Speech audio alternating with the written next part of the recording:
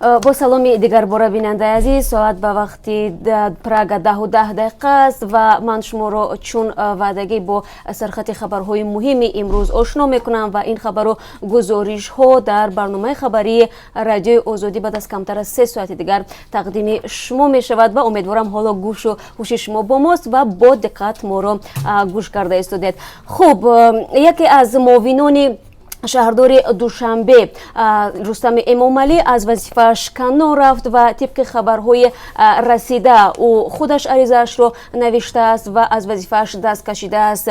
او یکی از بخش‌های پرماجرا و پرمشکل یعنی نقلیات را بر عهده داشت و همگی 1.5 سال در این وظیفه کار کرده است. حالا همکاران ما این خبر را تحقیق دارند و با دسترس شدن جزئیات بیشتر ما آن را در برنامه خبری پیشنهادی شما خواهیم کرد. خبر دیگری ما هم مربوط به شهرداری است و انیقترش بازرسی دولتی اتومبیلی از ساکنان شهر دعوت کرده است که با آنها همکاری کنند و قید ویرانکنی رانندگان را برای آنها بگویند و آنها در نوبت خود راننده ها را مجازات خواهند کرد. گفته می شود تا به حال چندین راننده ها در پی شکایت ساکنان الکی جزا گرفتند. چون و چرا این موضوع را شما میگم میتونید در یک گزارش ویژه در برنامه ما تماشا کنید.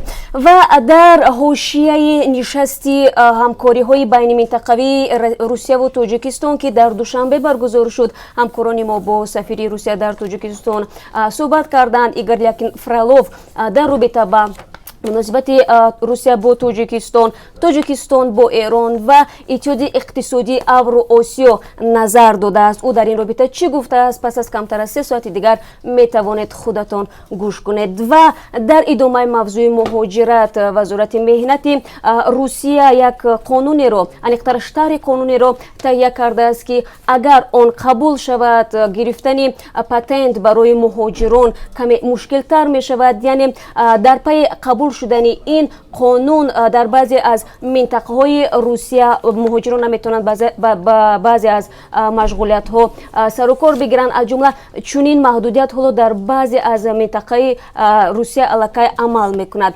ما در این رابطه صحبت مفصل خواهیم کرد و اگر این موضوع برای شما جالب باشد میتوانید در برنامه از آن تفصیلات بگیرید.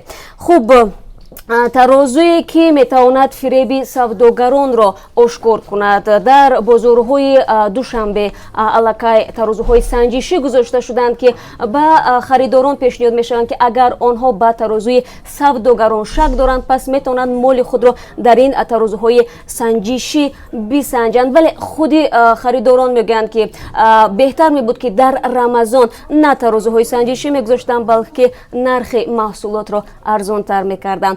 و یک خبر فرهنگی هم هست در رابطه به هنرنمایی یکی از ستاره های جهانی معروف اندریکی ایگلیسیاس که در نزد 10,000 هوادارانش برآمد کرده است و خود این هنرمند میگوید که هرگز امید که باوری نداشت که هنرنمایی او 12 ساله ادامه میکند و همین گونه مخلصانش به او صادق خواهند ماند. این تنها بعضی از چند خبرگزاری ما است که در برنامه خبری رادیو آزادی بعد از کمتر از 3 ساعت دیگر طوری گفتم پیشنهاد شما می شود. شما میتونید ما را در پخش مستقیم رادیو آزادی تماشا کنید طریق آزادی ویدیو که کانال مخصوصی ما در یوتیوب است و همچنین در سامانه ما www.azadi.org که همزمان در اونجا برنامه ما پخش می شود. اگر شما نتوانستید در پخش مستقیم ما را ببینید با که نیست، برنامه ما همچنین در شبکه‌های اجتماعی که اونجا ما صفحه های رسمی داریم گذاشته می شود. و اگر شما نیز دوستان عزیز هر خبر رو نواری جالبی دارید با ما در میان بگذارید، ما حتما